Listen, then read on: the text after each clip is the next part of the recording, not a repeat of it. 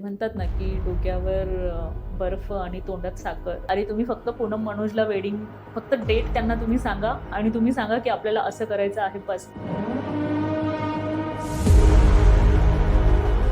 Event मॅनेजरची life ही खूप glamorous दाखवली जाते. ज्यावेळेला बघणाऱ्याला हे फार ग्लॅमरस वाटतं. पण बिहाइंड द सीन ज्यावेळेला आपण चेक करतो, उपाशी राहून, डे नाईट, पाऊस असेल, कितीही कडक ऊन असेल. जशी इव्हेंट मॅनेजमेंट जशी पोर्ट्रे केली जाते त्याची बॅक साईड बद्दल काय सांगणार तुम्ही? म्हणजे 2011 ते 2014-15 पर्यंत लोकं असेच म्हणायचे, की "अरे, ते मंडपवाले आले. तुम्ही शॉर्ट टेम्पर्ड असाल, तर अजिबात तुम्ही या फील्डमध्ये येऊ नका." पुढचे 5 ते 10 वर्ष या बिझनेसचे कसे असतील, या इंडस्ट्रीचे कसे असतील? जोपर्यंत लोक आहेत तोपर्यंत लग्न होतच राहणार. वेडिंग म्हणजे त्या फॅमिलीतलं हा खूप इमोशनल पार्ट असतो. मिनिमम इन्व्हेस्टमेंट किती लागते? Nice question. हं. ऍक्च्युली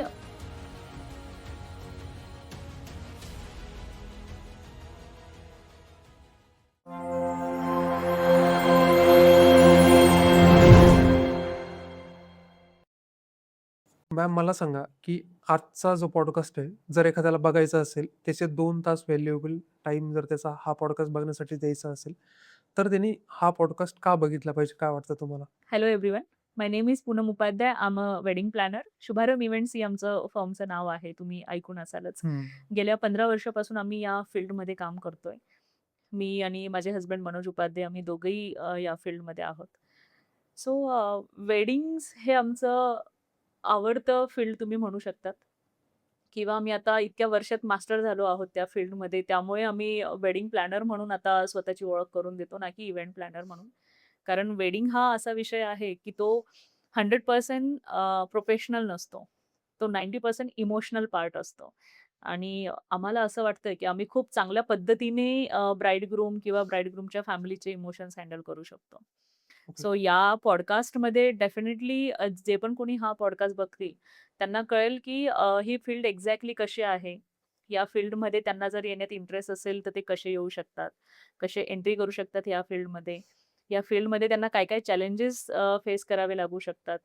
ॲज अ फिमेल जर कोणी असेल आणि त्यांना जर वेडिंग प्लॅनर बनायचं असेल किंवा इव्हेंट प्लॅनर बनायचं असेल, सो ते डेफिनिटली हा पॉडकास्ट बघू शकतात आणि यातनं त्यांना नक्कीच बऱ्याचशा आयडियाज मिळू शकतात किंवा ते यातनं त्यांना बऱ्याच गोष्टी शिकायला मिळू शकतात. ओके. एखादी वुमन जेव्हा बिझनेसमध्ये एंटर करते, तर जी स्टार्टिंगची फेज असते ना, हं, हं. तीच म्हणजे त्या स्टोरीमध्येच खूप इंटरेस्टिंग पार्ट्स असतात. तुम्ही बिझनेसमध्ये आलात, तर काय होती नेमकी त्यामागची इंटरेस्टिंग स्टोरी? सी फिमेल आणि बिझनेस हं, ह्या 2 वेगवेगळ्या गोष्टी आहेत. बरोबर आहे. आणि ह्या 2 गोष्टी ज्यावेळेला एकत्र येतात, त्यावेळेला नक्कीच धमाल होते असं मला वाटतं. त्याच्या मागे बिहाइंड द सीन जर आपण बघितलं, सो फिमेल बिझनेस आणि अडचणी हे तुम्ही एकत्र करू शकतात. जे आजकाल काय सुरुवातीपासून हे सगळेच जण फेस करतात.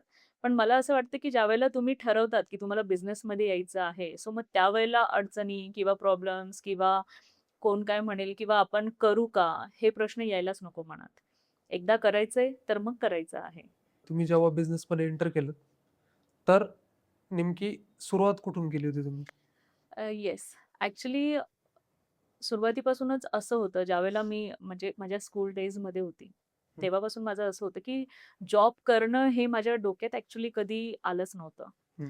तेव्हापासून असं होतं, की मला काहीतरी करायचं आहे. पण काय करायचं आहे हा पण क्वेशन मार्क होता. कारण त्यावेळेला असं नव्हतं, की अ, म्हणजे खूप सारे बिझनेस कोच असतील किंवा सोशल मीडिया प्लॅटफॉर्म असेल, की आपल्याला लगेच सर्च केलं तर कळेल, की आपण काय करू शकतो हं. किंवा काय. म्हणजे तेवढ्या प्रमाणात गाईडन्स नव्हता अवेलेबल. बट एक होतं, की काहीतरी करायचंय. हे मी ज्यावेळेला फिफ्थ, सिक्स्थ स्टँडर्डला होती तेव्हापासून माझ्या डोक्यात हे होतं आणि बरीच मोठी-मोठी स्वप्न मी बघायची. सो त्यात एक गोष्ट कळाली होती, की जॉब करून स्वप्न पूर्ण नाही होऊ शकत, जे मी बघत होती. त्याच्यासाठी बिझनेसच करावा लागेल. फक्त काय करायचं हे माहीत नव्हतं. त्यामुळे एज्युकेशन मी घेत गेली. ज्यावेळेला मी एव्हिएशन, हॉस्पिटॅलिटी आणि एअर ट्रॅव्हल मॅनेजमेंटमध्ये एज्युकेशन घेतलं, त्या रिलेटेड फील्डमध्ये जॉब केली. मी एव्हिएशनमध्ये होती काही वर्ष. त्यानंतर मी कॉर्पोरेट ऑफिसमध्ये होती मॅनेजमेंटसाठी. तरी असं होतं, की सॅलरी तर चांगली मिळते, पण सॅटिस्फॅक्शन नव्हतं. बिकॉज काहीतरी वेगळं करायचं होतं किंवा काहीतरी बिझनेस करायचा होता. आणि देन मी ज्यावेळेला स्टार्ट केला, माझा जो फर्स्ट बिझनेस मी स्टार्ट केला त्यावेळेला मी जस्ट 20 इयर्सची होती.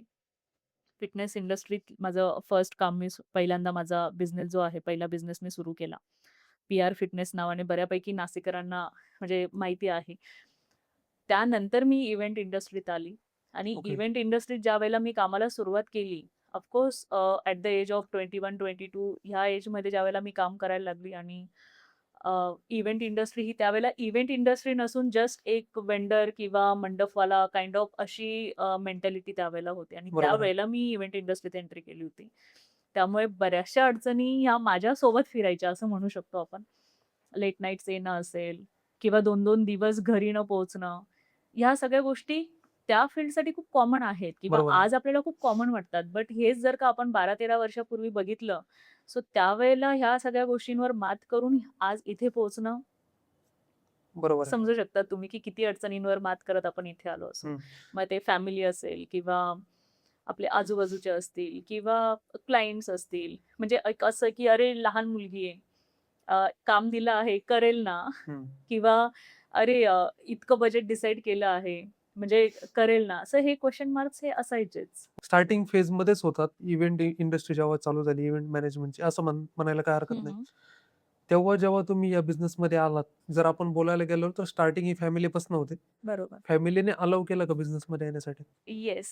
त्यावेळेला माझ्या फॅमिलीसाठी तर असं होतं, की इव्हेंट्स म्हणजे काय असतं हं. नक्की?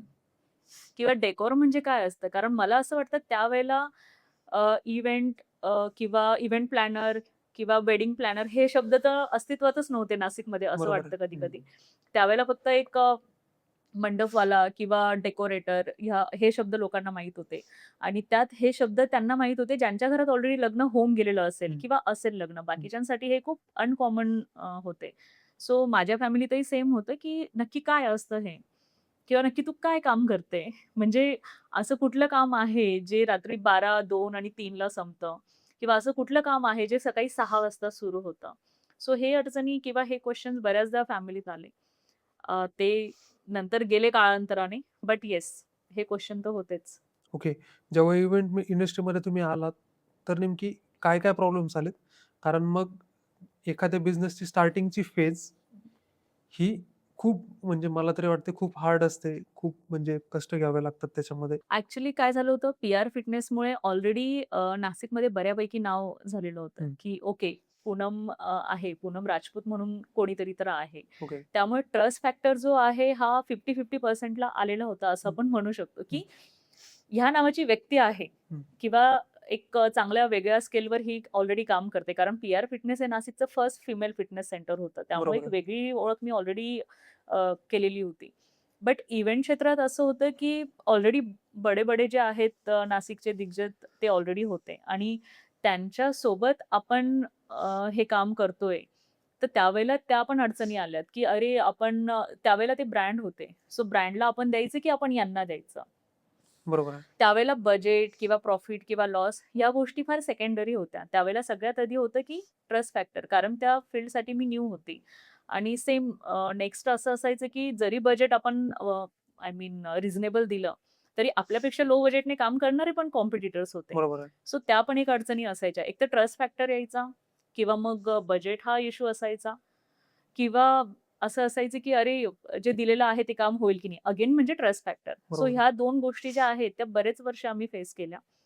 आणि त्यानंतर काही वर्षांनी मनोज जे आहेत, मनोज उपाध्ये ते आय मीन आमची ओळख हं. झाली आणि पुढे आम्ही बिझनेस पार्टनर झालो आणि बिझनेस पार्टनर नंतर ज्यावेळेला मी ऑफिशियली शुभारंभ इव्हेंट्सला जॉइन केलं, त्यानंतर तोपर्यंत बराच वेळ निघून गेलेला होता. सो तोपर्यंत मला असं वाटतं ट्रस्ट आम्ही ऑलरेडी कमावलेला होता.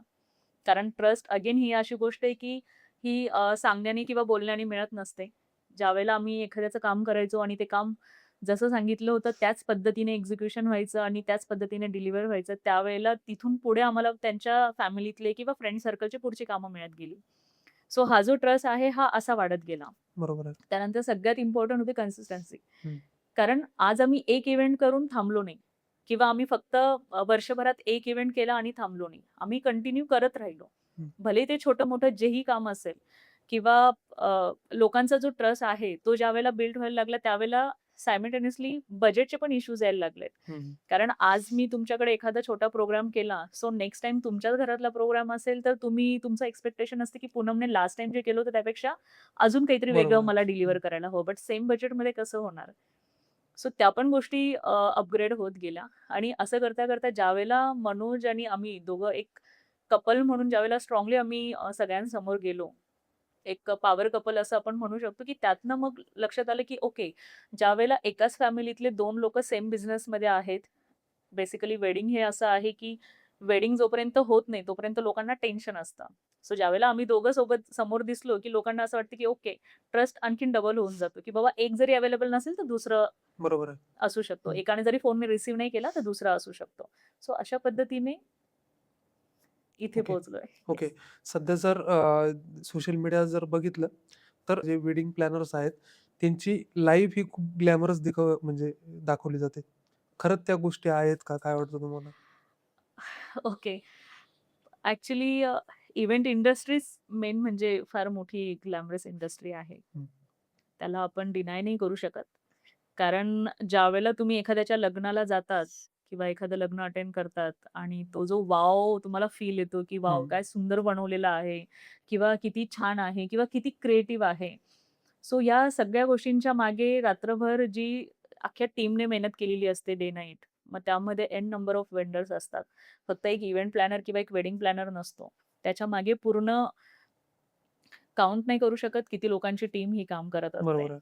सो ज्यावेळेला बघणाऱ्याला हे फार ग्लॅमरस वाटतं. पण बिहाइंड द सीन ज्यावेळेला आपण चेक करतो, सो उपाशी राहून, घरी न जाता, डे नाईट, पाऊस असेल, कितीही कडक ऊन असेल, तरी लोकं काम करत असतात, टीम काम करत असते. ओके. सो ज्यावेळेला हे असं टीमवर्क झालेलं असतं, त्याच वेळेला ती वॉव मोमेंट जी आहे, ती ग्लॅमरस लाईफ जी आहे, ती सगळ्यांना दिसते. ओके. म्हणजे ॲज अ प्लॅनर प्रत्येकाला वाटेल, की मी रोज अशीच राहत असेल on site. So on site ज्यावेळेला लोकं येतात, सो बऱ्याचदा ते लक्षात येत नाही, की ओके हेच वेडिंग प्लॅनर आहेत का? बरोबर आहे. बिकॉज त्यावेळेला आम्ही स्वतःला ग्रूम करण्यापेक्षा आम्हाला जी टास्क मिळालेली असते, ते आम्हाला ग्रूम करून डिलिव्हर करून करायचं असतं. बरोबर आहे. सध्या जर नाशिकचं मार्केट बघता, नाशिकमध्ये तुमचं आपलं मगाशी जो डिस्कशन झालं, की डेस्टिनेशन वेडिंग्स खूप वाढत आहेत हं. आणि तसं ग्रोथही मिळते नाशिकला. तर काय कारण आहे नेमकी याच्यामागचं काय वाटतं तुम्हाला? नाशिक सुरुवातीपासूनच म्हणजे आधीपासूनच जर आपण बघितलं, की नाशिक खूप सुंदर आहे. हं. नॅचरली जर आपण बघितलं, नाशिकला सुंदर बनवण्याची गरज नाहीये. ती ऑलरेडी इतकं सुंदर आहे नॅचरली. म्हणजे नेचरच आपलं इतकं छान आहे. हं. आणि डेस्टिनेशन वेडिंगचा जो कल आता वाढला आहे, तो याच गोष्टींमुळे वाढला आहे. लोकांना विनयार्ड वेडिंग्स आवडतायत. लोकांना आउटडोअर वेडिंग्स आवडतात, जसं मी म्हटली. लोकांना इनडोअर वेडिंग्स नको आहेत आजकाल. ओके. लोकांना लॅविश लॉन असेल, विनयार्ड असेल, म्हणजे अगदी झाडाखाली डेकॉर करून त्यांना तिथे फेरे करायचे आहेत. पूल साइड जवळ त्यांना त्यांची मेहंदी, हल्दी प्लॅन करायची आहे. संगीत त्यांना एकदम छान आउटडोअर प्लॅन करायचं आहे. सो नाशिकमध्ये ह्या सगळ्या गोष्टी खूप इझिली अवेलेबल आहेत. बरोबर आहे. आज आपल्याकडे ज्या प्रॉपर्टीज आहेत नाशिकमध्ये, एक्सप्रेस इन असेल, ताज असेल, रॅडिसन असेल, सुला असेल किंवा सोमा विनयार्ड असेल, ह्या प्रॉपर्टीज बघा ना, इथे तुम्ही लॉन किंवा ग्रीनरी जर बघितली, नेचर जर बघितलं, कुठे माउंटन व्ह्यू मिळतोय, कुठे डॅम व्ह्यू मिळतोय. सो लोकं ऑटोमॅटिकली अट्रॅक्ट होतात. दुसरी गोष्ट आपल्याकडे जी सर्व्हिस प्रोव्हाईड केली जाते क्लायंटला, मग ती हॉस्पिटॅलिटी असेल किंवा ट्रॅव्हल असेल किंवा इव्हेंट असेल किंवा डेकोर असेल. या सगळ्या गोष्टींमध्ये कोणतीही टीम मागे नाहीये. ओके. सो त्यामुळे लोकांचा जो आहे तो दृष्टिकोन खूप बदलला आहे नाशिककडे बघण्याचा. म्हणजे सगळ्यांनाच आजकाल नाशिकला वेडिंग करायचंय. त्याचंच रिझन आहे की डेस्टिनेशन वेडिंगचा कल खूप वाढलाय. ओके. डेस्टिनेशन वेडिंगचा कल खूप वाढला आहे. पण मग ह्या गोष्टी सगळ्या नाशिकला म्हणजे ॲडव्हांटेज ठरताय की डिसॲडव्हांटेज ठरताय? Of course advantage. ओके.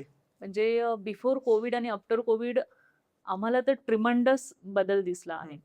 म्हणजे फॉर एक्झाम्पल सांगायचं म्हटलं तर बिफोर कोविड असं असायचं की ओके लिमिटेड वेडिंग किंवा लिमिटेड डेकॉर, लिमिटेड एंटरटेनमेंट सगळ्या गोष्टींना लिमिटेशन होतं.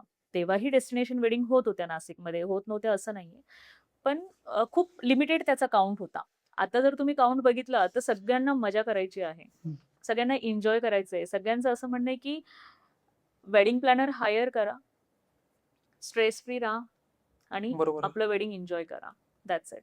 बरोबर आहे. जर एखाद्या वुमनला किंवा एखाद्या मुलीला बिझनेसमध्ये जर यायचं असेल, तर नेमकी काय-काय प्रॉब्लेम्स तिला फेस करावे लागतात? आणि ते कसे फेस केले पाहिजे? काय वाटतं तुम्हाला? काय सांगाल याच्या बाबतीत? सी सगळ्यात आधी तर मोस्ट वेलकम कुठल्याही फिमेलला जर बिझनेसमध्ये यायचं असेल. हं. कारण ॲज अ फिमेल एंटरप्रेन्युअर मी नेहमी हाच प्रयत्न करत असते, की जास्तीत जास्त फिमेल कशा बिझनेसमध्ये येतील. नो डाउट तुम्ही कुठल्याही बिझनेसमध्ये या. तुम्ही घरून तुम्ही काही बिझनेस करत असाल, तुम्ही क्रिएटिव्ह असाल किंवा तुम्ही कुठल्याही सेक्टरमध्ये तुम्हाला इंटरेस्ट असेल, तर तुम्ही डेफिनेटली त्यात छोटंसं का होईना, स्टार्ट ही नेहमी छोटीच असते इनफॅक्ट. कुठलाही बिझनेस पहिल्या दिवशी करोडोंचा टर्नओव्हर घेऊन नाही येत. सो तुम्ही स्टार्ट करा. कारण बऱ्याच वेळेस असं होतं, की फक्त विचार केला जातो, पण तो एक्झिक्यूट नाही केला जात ओके. किंवा "अरे यार, मला हे करायचं होतं, पण मग हे नाही मिळालं." असे एक्सक्यूजेस दिले जातात. तुम्ही सुरू करा.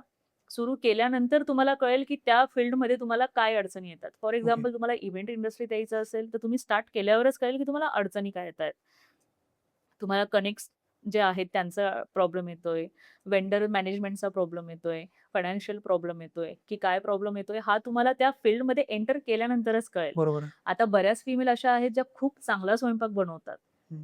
बऱ्याच फिमेल आहेत त्यांना बऱ्याच वर्षांपासून टिफिन सर्व्हिसेस सुरू करायचे असतात, पण त्यांनी फक्त विचारच केलेला असतो. बरोबर बऱ्याच आहे. फिमेल अशा आहेत ज्या खूप चांगल्या कॅन्डल बनवतात किंवा खूप चांगले वेगवेगळे प्रॉडक्ट्स ते बनवू शकतात हं. किंवा येतं त्यांना. पण त्या स्वतःपुरतंच ठेवतात. का? त्यांना ती एक भीती असते, की मला करता येईल का? किंवा मला घरचे हो म्हणतील का? किंवा मी केलं तर चुकीचंच करेल. म्हणजे हा सेल्फ कॉन्फिडन्स जो आहे सगळ्यात आधी तो तो त्यांनी स्ट्राँग करायला हवा. ओके. एंटर केल्यानंतर अडचणी 100% येणार आहे. कारण तुम्ही काहीतरी करताय तर अडचणी येतील. बरोबर आहे. काहीच नाही केलं तर अडचणी येणारच नाही. हं. तर कम्फर्ट झोनमधून तुम्हाला बाहेर निघावं लागेल आणि अडचणी आल्यानंतर जसं मी आधी म्हटली, की वर्क लाईफ आणि फॅमिली लाईफ हे बॅलन्स आपल्याला एनी हाऊ करावंच लागतं. हं. कसं करावं लागतं यात कोणी 100% परफेक्ट नसतं. सो ते तुम्ही सुरू केल्यानंतरच शिकणार आहात. कारण प्रत्येकाचे प्रॉब्लेम वेगवेगळे असतात. बरोबर आहे. तुम्ही सेम प्रॉब्लेम होईल किंवा सेम माझं पण असंच होईल हे तुम्ही कोरिलेट नाही करू शकत. सो मला असं वाटतं, की तुम्ही स्टार्ट करा. स्टार्ट केल्यानंतर ऑटोमॅटिकली तुमचा कॉन्फिडन्स जो आहे तो वाढणार आहे. कॉन्फिडन्स वाढल्यानंतर तुम्हाला समोर आलेली अडचण जी आहे ती कशी कमी करायची आहे किंवा मिटवायची आहे याचे प्रश्न पण ऑटोमॅटिक सुटतात. ओके. आता याच्यानंतरचा माझा दुसरा प्रश्न हा होता, की एखाद्या मुलीने इव्हेंट मॅनेजमेंटमध्ये आलं पाहिजे का? Yes, of course. आता जशी इव्हेंट मॅनेजमेंट किंवा मग ह्या सगळ्या मॅनेजमेंट इंडस्ट्री जशी पोर्ट्रे केली जाते, त्या सगळ्या चांगल्याच गोष्टी दाखवल्या जातात. याची बॅक साइड बद्दल काय सांगणार तुम्ही? कारण मग आता एखादा बिझनेस आहे त्याच्यामध्ये स्कॅम्स होणार आहे, काही-काही गोष्टी फ्रॉड्स होणार आहेत. त्या बाबतीत काय सांगू शकता का तुम्ही? येस. ॲक्चुअली इव्हेंट इंडस्ट्री जसं मी आधी म्हटली खूप जास्त ग्लॅमरस आहे हं. आणि जितकी गोष्ट खूप जास्त चांगली असते, ती चांगली बनवण्यासाठी तितकीच जास्त मेहनत तुम्हाला घ्यावी लागते. बरोबर आहे. म्हणजेच तुम्हाला कन्सिस्टन्सी ठेवावी लागेल. हं. तर तुमच्यावर ट्रस्ट बिल्ड होईल लोकांचा. ॲज अ फिमेल तुम्हाला ज्यावेळेला ह्या फील्डमध्ये यायचं आहे, सो तुम्ही 100% येऊ शकता. ज्यावेळेला मी स्टार्ट केलं होतं ॲज अ इव्हेंट प्लॅनर, त्यावेळेला मला वाटतं नाशिकची मी 2nd और 3rd फिमेल असेल, जिने इव्हेंट इंडस्ट्रीत पाऊल टाकलं होतं.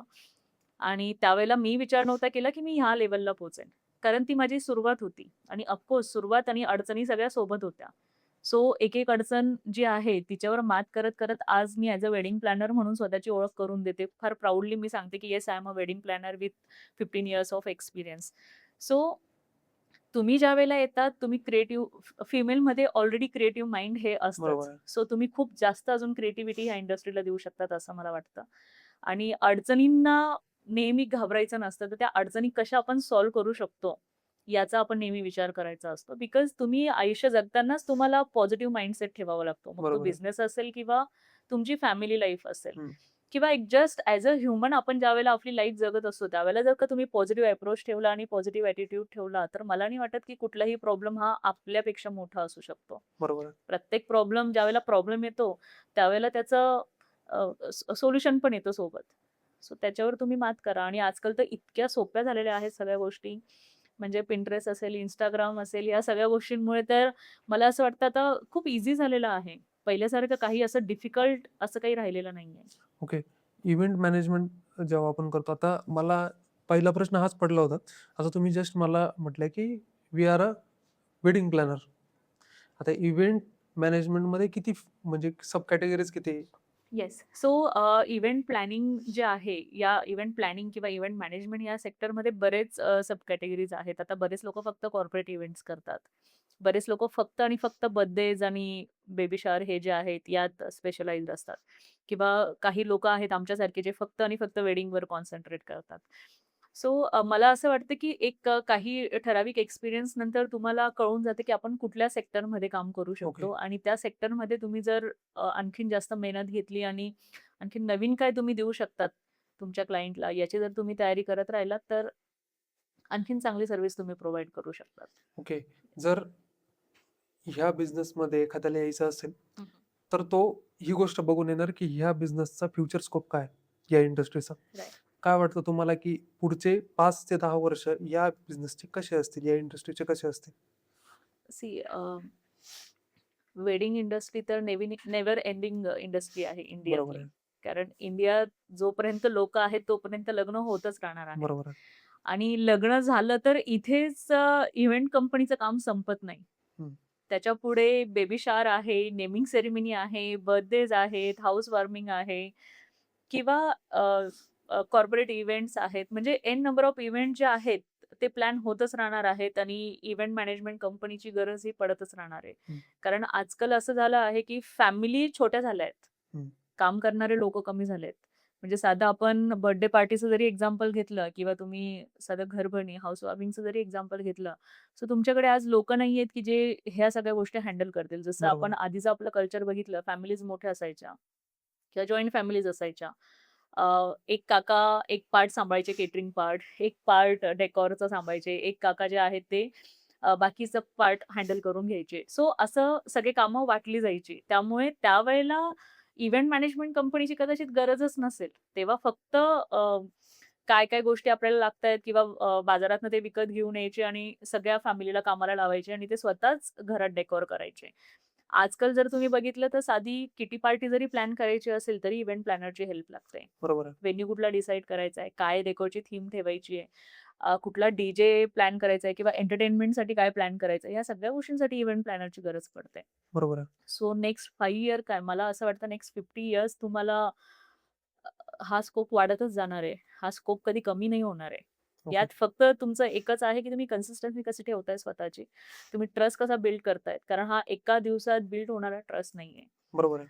प्रत्येक इव्हेंटच्या मागे त्या क्लायंटचे इमोशन्स जोडलेले असतात. सो ते तुम्ही हर्ट नाही केले, तर तुम्ही त्यांचे फॅमिली इव्हेंट प्लॅनर बनू शकतात. आणि जर तुम्ही ते इमोशन्स हर्ट केले, तर तुम्ही तुमचे पुढचे कमीत कमी 2 क्लायंट गमावू शकतात, असं मला वाटतं. बरोबर आहे. आता या इंडस्ट्रीमध्ये तुम्ही आहात. आता मी तुम्हाला आपलं मगाशी पण डिस्कशन झालं होतं, की ही इंडस्ट्री अशी आहे ना, की अजून पण लोकांना ही नवी आहे. हं, हं. ह्या इंडस्ट्रीमध्ये पब्लिक असं बोलते, की मग हे मंडपवाले आहेत का? या गोष्टी आहेत का? या गोष्टींना कधी सामोरं जावं लागलंय का तुम्हाला? बऱ्याचदा. म्हणजे 2011 ते 2014-15 पर्यंत लोकं अशीच म्हणायची, की हं. "अरे, ते मंडपवाले आलेत." हं. आणि त्यावेळेला असं ऑकवर्ड फील व्हायचं किंवा हसायला यायचं, की आता याच्यावर आपण काय बोलायचं? त्यात त्यांची चुकी नव्हती. त्यात आपल्या नाशिकमध्ये जर आपण म्हटलं, तर बऱ्याच उशिरा ह्या गोष्टी ॲक्चुअली आल्या आहेत, की इव्हेंट प्लॅनर असेल किंवा हं. इव्हेंट मॅनेजमेंट कंपनी असेल. लोकांचे असे पण रिप्लाय यायचे, की "काय गरज आहे?" आपल्याला फक्त डेकोर हवंय. इव्हेंट मॅनेजमेंटची आम्हाला गरज नाही किंवा आजही असं होतं.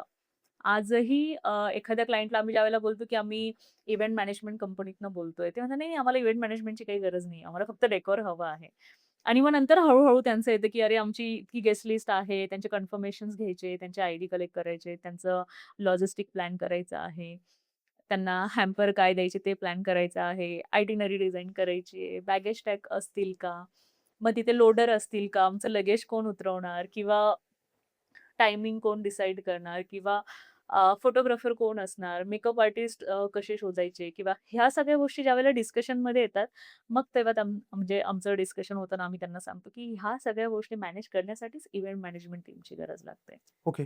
एक इव्हेंट मॅनेजमेंट कंपनी कोणकोणत्या गोष्टी मॅनेज करते? आता जसं तुम्ही सांगितलं, पण नेमकी इन डिटेल जर सांगायचं झालं, तर येस. प्रोसेस कशी चालते एक सी वेडिंग प्लॅनरची?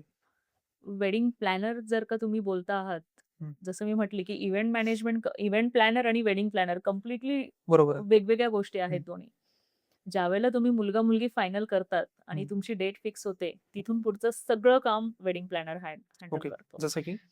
जसं की तुमचं व्हेन्यू सिलेक्शन असेल, तुमच्या रिक्वायरमेंटनुसार, तुमच्या पर्सनॅलिटीनुसार, तुमच्या आवडीनुसार तुम्हाला कुठला व्हेन्यू तुम्ही बुक करायला हवा याचं सजेशन. तर तुम्ही डेकोर थीम काय घेतली पाहिजे, तुमचे आउटफिट्स कसे असले पाहिजे, तुमचं मूड बोर्ड त्या हिशोबाने क्रिएट होतं. तुमचे कलर पॅलेट्स डिसाईड केले जातात तुमच्या चॉईसनुसार, तुमच्या स्किन कॉम्बिनेशन्सनुसार, तुमचे थीम तुम्हाला कुठल्या आवडतात त्यानुसार तुमचे कलर पॅलेट डिसाईड होतात. कलर पॅलेट नंतर तुमचं मूड बोर्ड डिसाईड केलं जातं. मूड बोर्ड म्हणजे काय, की जे कलर्स तुम्ही डिसाईड केले आहेत, तुम्हाला सपोज वेडिंगला रॉयल थीम हवी आहे, संगीत तुम्हाला ग्लेझी नाईटमध्ये जायचं आहे, मेहंदी तुम्हाला अगदी कार्निवल पॅटर्नमध्ये हवी आहे, हल्दी तुम्हाला बोहो पॅटर्नमध्ये जायचं आहे. सो याच्या अकॉर्डिंगली मूड बोर्ड क्रिएट होतो, की कसं दिसेल ते एक थोडक्यात व्हिज्युअलाइज करता येईल ओके. तुम्हाला असं आम्ही क्रिएट करून देतो. त्यानंतर तुमची एंटायर थीम प्लॅन होते. त्या थीमनुसार तुमचे कॉस्ट्यूम्स कसे असले पाहिजे ते प्लॅनिंग होतं. तुमचं वॉर्डरोब प्लॅन होतं. बऱ्याच वेडिंग्समध्ये तर सगळ्या गेस्टचे आउटफिट्स कसे असले पाहिजे याचंही प्लॅनिंग आम्ही देत असतो. ते वॉर्डरोब प्लॅनिंग आम्ही करून देत असतो. तुमची इन्व्हिटेशन कार्ड कसं असेल, सेव्ह द डेटचे मेसेजेस कधी जायला हवेत, कधीपासून गेस्टला कॉलिंग सुरू व्हायला हवी. त्यानंतर तुमचं हॅम्पर कसं प्लॅन केलं जाईल, हॅम्पर कसं ठेवलं गेलं पाहिजे. जस्ट आधी जो ट्रेंड असायचा, की एक जस्ट बास्केट आणि त्यामध्ये काही कुकीज आणि ते ठेवलं की झालं हॅम्पर. नो. हॅम्परचा पण ट्रेंड खूप बदलला आहे. हं. लोकांना आजकाल आजकाल कसं झालंय ना कपलला त्यांच्या पर्सनॅलिटीनुसार पर्सनलाइज एक्सपिरियन्स हवा आहे. बरोबर आहे. जो सस्टेनेबल पण दिसायला हवा, लक्झरियस पण वाटायला हवा. असं नको वाटायला, की अरे कमी खर्च केला आहे. एक जस्ट जो माइंडसेट असतो किंवा असंही नको वाटायला, की अरे बहुत लाऊड हो गया है. सो त्यांना त्यांच्या पर्सनॅलिटीनुसार ह्या सगळ्या गोष्टी प्लॅन करून देण्याचं काम वेडिंग प्लॅनर करत असतो. ओके. एखाद्याने समजा वेडिंग प्लॅनर हायरच नाही केला किंवा त्यांच्याकडे कामच नाही दिलं, तर काय वर्स्ट केस सिच्युएशन काय असू शकते त्या मॅरेजची? येस. जसं मी म्हटली, की नाशिकमध्ये म्हणण्यापेक्षा आजही बऱ्याच ठिकाणी असा माइंडसेट आहे, की वेडिंग प्लॅनरची गरज नाहीये. आम्हाला तुम्ही डेकोर द्या. डेकोरमध्ये एक चांगल्या थीम सजेस्ट करा आणि आमचे काही गेस्ट येणार आहेत. त्यांच्यासाठी लॉजिस्टिक अरेंज करून द्या आणि just check in, check out बघून घ्या. That's it. असेही गेस्ट आमच्याकडे आहेत आणि ऑफकोर्स अशाही गेस्टचं आम्ही काम करत असतो. पण अशा ठिकाणी काय होतं, की एक कुठलीही प्रॉपर थीम डिसाइडेड नसते किंवा कुठलीही प्रॉपर प्लॅनिंग नसते किंवा काही गेस्ट असे असतात जे फक्त 10-15 डेज प्रायर येतात. So okay. प्लॅनरने प्लॅनिंग केलेली नसते तिथे. तिथे एक जस्ट जसं आपल्या आधी ट्रेडिशनल वेडिंग होत होती, की वेडिंग आहे, गेस्ट येतायत आणि वेडिंग चालू आहे. मग त्या ठिकाणी सगळ्यात मेन चॅलेंजेस असतात टायमिंग्स. ओके.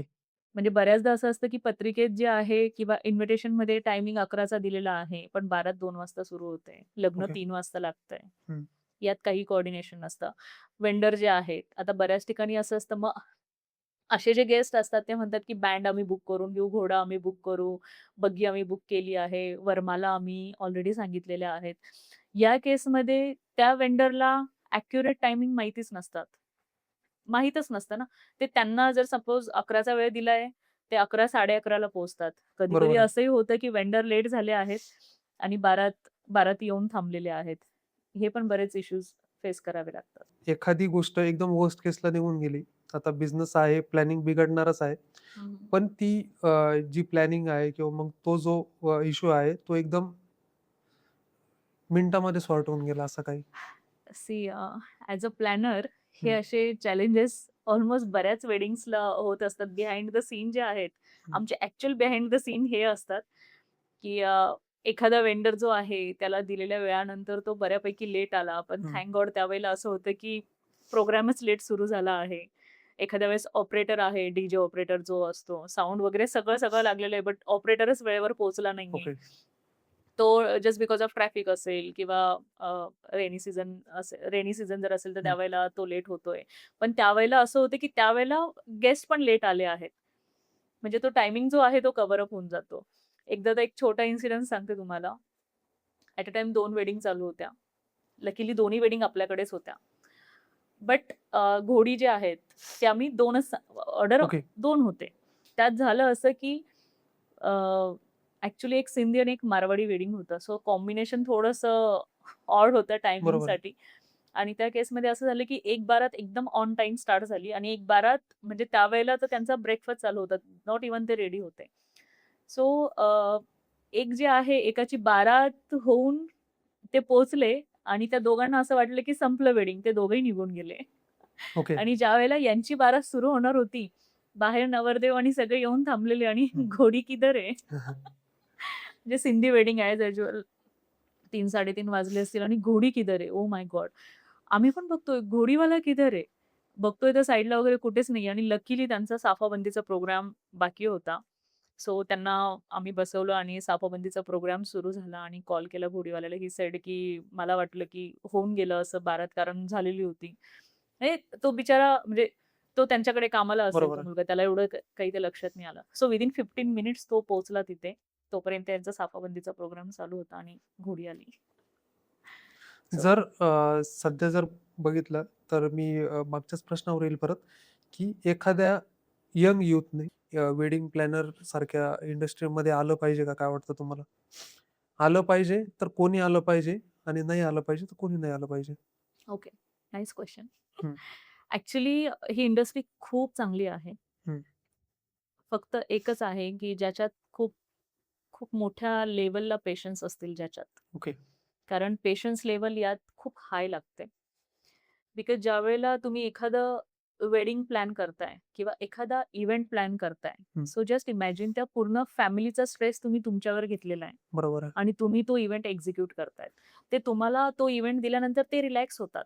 बट एक्झिक्युशन जे आहे, प्लॅनिंग, एक्झिक्युशन, वेंडर मॅनेजमेंट हे सगळं, सगळं तुम्हाला अटेंड करायचं आहे. वन मॅन आर्मी असते. तुमच्याकडे कितीही टीम असेल, तरी तुम्हाला तितकंच डेडिकेशन द्यावं लागतं त्या कामासाठी. सो पेशन्स असतील तुमच्यात आणि ते म्हणतात ना, की डोक्यावर बर्फ आणि तोंडात साखर ही जी म्हण आहे, हे तुमच्यात असेल तर तुम्ही आजच या फील्डमध्ये या, असं मी ओके. म्हणेन. सेकंड थिंग तुम्हाला जर ऐकून घ्यायची सवय नसेल, तर तुम्ही अजिबात या फील्डमध्ये येऊ नका. ओके. तुम्ही शॉर्ट टेम्पर्ड असाल, तर अजिबात तुम्ही या फील्डमध्ये येऊ नका. हं. त्याचं रिझन असं आहे, की तुम्हाला अगदी छोट्या-छोट्या माणसापासून तर अगदी मोठ्या लेव्हलच्या व्यक्तीसोबत तुम्हाला कम्युनिकेशन करावं लागतं. बरोबर आहे. त्यावेळेला कधी-कधी शब्द चुकतात. हं. समोरच्याचे शब्द चुकतात. आपलेही चुकू शकतात. बऱ्याच वेळेला तुम्हाला सॉरी बोलावं लागतं. कधी-कधी असं होतं, की समोरच्याची चूक असतानाही समोरचा व्यक्ती सॉरी बोलत नाही. तुम्हाला ते सहन करावं लागतं. बरोबर आहे. कारण ती वेळ तशी असते. हं. मे बी तो व्यक्ती रॉन्ग नसतो किंवा तुम्ही पण त्यावेळेला रॉन्ग नसतात. बट ती सिच्युएशन जी आहे ती रॉन्ग असते. मे बी कधी-कधी असं होतं, की तुमच्या एखाद्या एक्स-वाय-झेड व्हेंडरमुळे तुम्हाला ऐकावं लागतं. सो हे जर तुमच्यात असेल तर तुम्ही नक्कीच या आणि नसेल तर तुम्ही अजिबात येऊ नका. दुसरी गोष्ट मी परत-परत सांगते, की लोकांना जितकं हे लक्झरियस वाटतं माझा प्रश्न तोच होता, की पब्लिकने हा पॉइंटर म्हणजे घेतला पाहिजे का, नोट केला पाहिजे का, की ऑफकोर्स लक्झरियस लाईफ आहे म्हणून या इंडस्ट्रीमध्ये येणं. आज यंगस्टर्सला किंवा आत्ताचे जे आहेत ज्यांना बिझनेस स्टार्ट करायचा आहे किंवा ते त्यांच्या करिअरला सुरुवात करतायत, ते एकच विचार करतात, की खूप ईझी मनी आहे हं, यामध्ये. हे सगळ्यांना वाटतं, की अरे यार 2-3 दिवस काम करा आणि तुम्हाला भरपूर मोठ्या हं. स्केलला प्रॉफिट मिळतं. करेक्ट. ईझी मनी आहे, राइट? सो या ईझी मनीसाठी तुम्हाला कितीतरी गोष्टी सॅक्रिफाईस कराव्या लागतात. फॉर एक्झाम्पल वेडिंग सीझनमध्ये तुमच्याकडे वेडिंग्स असतात. तुम्ही दुसऱ्याच्या वेडिंग्सला, तुमच्या फ्रेंड्सच्या वेडिंगला, तुमच्या घरातल्या वेडिंगला वेळ नाही देऊ शकत. तुम्ही सुरुवात छोट्या-मोठ्या इव्हेंट्सपासूनच कराल, राइट? लगेच तुम्हाला मोठा इव्हेंट मिळणार नाही. फॉर एक्झाम्पल तुम्ही गणपती डेकोरपासून स्टार्ट कराल. तुमच्या घरात गणपती सेलिब्रेशन होतंय आणि तुम्ही दुसऱ्याच्या घरात गणपती डेकोर करताय. तुमच्या घरात दिवाळीचं सेलिब्रेशन चालू आहे, तुम्ही दुसऱ्या एखाद्या शॉपमध्ये किंवा दुसऱ्याच्या घरी तुम्ही दिवाळी डेकोर करताय. तुमच्या घरात एखादं सेलिब्रेशन चालू आहे सणाला, त्याच वेळेला तुम्ही दुसरीकडे डेकोर करताय. तुमच्याकडे वेडिंग सीझन चालू आहे, तुम्ही त्यावेळेला दुसऱ्यांचे वेडिंग प्लॅन करताय. सो ह्या सगळ्या गोष्टी आहेत. तुम्हाला तुमचं फॅमिली लाईफ सॅक्रिफाईस करावं लागतं. मे बी खूप वेळेस तर सोशल लाईफ पण तुम्हाला सॅक्रिफाईस करावं लागतं. बऱ्याचदा असं होतं, की तुम्ही फ्रेंडचे बर्थडेज असतील, तुम्ही जाऊ नाही शकत. फ्रेंडचे लग्न असतील, तुम्ही नाही जाऊ शकणार. बरोबर आहे. सोशल लाईफ तुम्हाला जस्ट जायचं आहे, वीकेंड आहे, नाही जाऊ शकत कारण बऱ्याच मीटिंग वीकेंडलाच प्लॅन होतात. सो ह्या सगळ्या गोष्टींना तुम्हाला सॅक्रिफाईस करावं लागतं. फॅमिली लाईफ तुम्ही लेट आय मीन ऑफकोर्स तुम्ही लेट याल, तर तुम्ही लेट उठणार. लवकर गेले तर तुम्ही हे होणार. म्हणजे तुम्हाला ह्या सगळ्या गोष्टींचं सॅक्रिफाईस करावं लागतं. बरोबर आहे. तेव्हा तुम्हाला तो ईझी मनी मिळतो. हं. सेकंड थिंग ज्यावेळेला तुम्ही जसं मी म्हटली, की तुम्हाला ऐकायची सवय नसेल, तर तुम्ही कसं करू शकणार? कारण तुम्ही ज्या मोमेंटला क्लायंटला उलट उत्तर देणार त्यावेळेला तुम्ही फायर होणार तिथनं. बरोबर आहे. तुमचं कम्युनिकेशन स्किल चांगलं असेल, तुम्ही डेफिनेटली या फील्डमध्ये या. कम्युनिकेशन स्किल याच्यासाठी कारण तुम्हाला प्रत्येक वेंडरशी त्याला समजून घेऊन बोलावं लागणार आहे.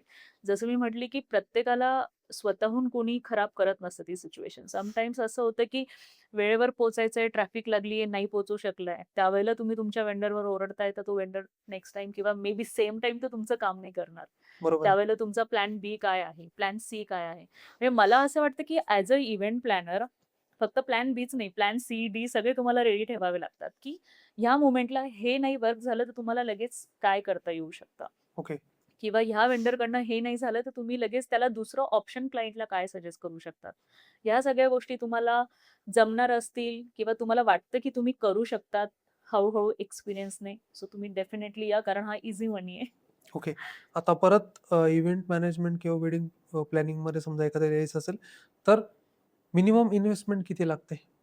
पैसे इन्व्हेस्ट करण्याची गरज आहे याच्यामध्ये असं वाटतं का तुम्हाला? मला असं म्हणजे मी असं म्हणेल, की यात ॲज पर युअर पैशांपेक्षा एक्सपिरियन्स? हं. पैशांपेक्षा यात तुम्ही तुमचा टाईम किती इन्व्हेस्ट करताय. ओके. खरी इन्व्हेस्टमेंट याच्यात तुमचा टाईम आहे. ओके. बाकी कॅपिटल म्हणाल किंवा बाकीच्या इन्व्हेस्टमेंट्स असतील त्या खूप नंतर येतात. कारण हा जसं अगेन तोच टॉपिक आहे, की जितका हा ग्लॅमरस दिसतो, ईझी मनी दिसतो. काय वर्षातनं फक्त 1 महिना जर डेज कॅल्क्युलेट केले, तर तुम्ही 30-40 डेज काम करताय असं बरोबर आहे. दिसतं. हं. पण असं नसतं. ते 30-40 डेज तुम्हाला 100% सक्सेस करण्यासाठी तुम्हाला वर्षभर डे नाईट काम करावं लागतं. बरोबर आहे. बरेच क्लायंट सॅटर्डे, संडे त्यांना सुट्टी असते किंवा डेस्टिनेशन वेडिंग असेल तर ते सॅटर्डे, संडेला प्लॅन करून येतात. डे नाईट म्हणण्यापेक्षा ते सकाळी 11 ते रात्री 11 पर्यंत तुमच्यासोबत बसतात. प्लॅनिंग करतात. एक्झिक्युशन कसं करणार त्याचं प्लॅनिंग होतं. कोटेशन्स होतात, निगोसिएशन्स होतात. ते एक क्लायंट कमीत कमी 2 ते 3दा तुमच्यासोबत मीटिंग करतो. असं तुम्ही विचार करा, की तुम्ही दिवसभर किती वेळेत मीटिंग करतात. ठीक आहे, ॲज अ इव्हेंट पर्सन तुम्हाला सकाळी 5 वाजता उठायची गरज नाही पडत, कारण बऱ्याचदा तुम्ही 5 वाजता झोपतात. सो ह्या ज्या गोष्टी आहेत, ह्या सगळ्या इन्व्हेस्टमेंटमध्ये आम्ही कॅल्क्युलेट करतो. ओके. म्हणजे जर आज आम्हाला कोणी विचारलंय, की तुम्ही काय देतात? म्हणजे जर एखाद्याने प्रश्न विचारलाय, तुम्ही काय देताय? तर आम्ही हेच म्हणू, की आम्ही सगळ्यात जास्त आमचा जो व्हॅल्युएबल टाईम आहे, तो या इंडस्ट्रीला देतोय. बिकॉज तोच इम्पोर्टंट आहे. तुम्ही नवीन शिकण्यासाठी किती वेळ देताय? कारण एव्हरी डे थीम चेंज होतायत, डेकोर बरोबर चेंज आहे. होतंय.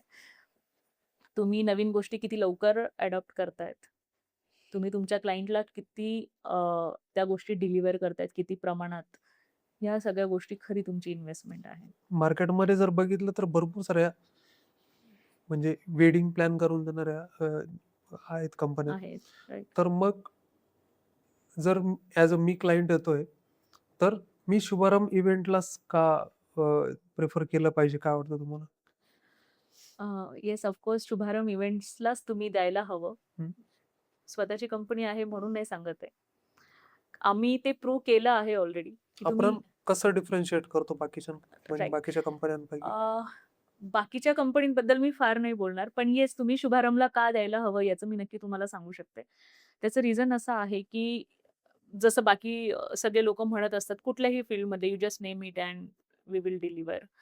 सो डेफिनेटली आम्ही त्याच स्केलला काम करत असतो. तुम्ही तुमची रिक्वायरमेंट जर योग्य वेळी आम्हाला दिली, फॉर एक्झाम्पल तुम्ही सांगितलंय, की आज आमचं म्हणजे आम्हाला जे वेडिंग प्लॅन करायचं आहे, ते कुठल्या स्केलला प्लॅन करायचं आहे. सो त्या हिशोबाने आम्ही तुमचं वेडिंग डिझाइन करून देतो. ओके.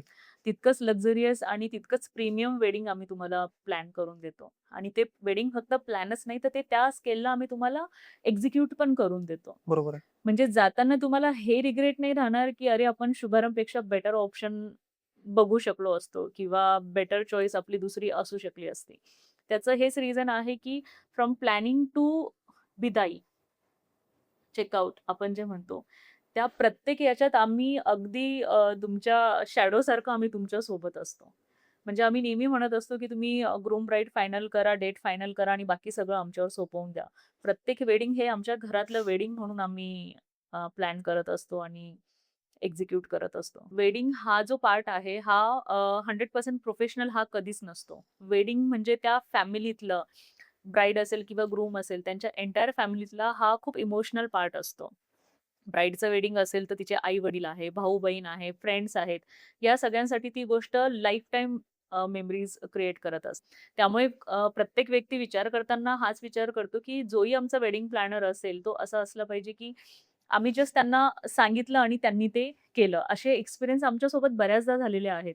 जे आमचे आधीचे क्लायंट आहेत, त्यांनी आमचा एक्सपिरियन्स घेतलाय आणि त्यांनी आम्हाला कोणाला तरी रेफर केलं आणि त्यांनी सांगितलं, की "अरे, तुम्ही फक्त पूनम मनोजला वेडिंग फक्त डेट त्यांना तुम्ही सांगा आणि तुम्ही सांगा, की आपल्याला असं करायचं आहे बस. बाकी सगळं त्यांच्यावर सोपवून द्या." सो त्यांच्यासाठी हा जो एक्सपिरियन्स आहे, हा लाईफटाईम असतो. जरी आमच्यासाठी ते 1-2 दिवसाचं किंवा 3 दिवसाचं वेडिंग असतं, पण त्यांच्यासाठी हा लाईफटाईम एक्सपिरियन्स असतो. त्यामध्ये त्यांचे गेस्ट लिस्ट पासून तर बिदाईपर्यंत एन नंबर ऑफ गोष्टी घडत असतात.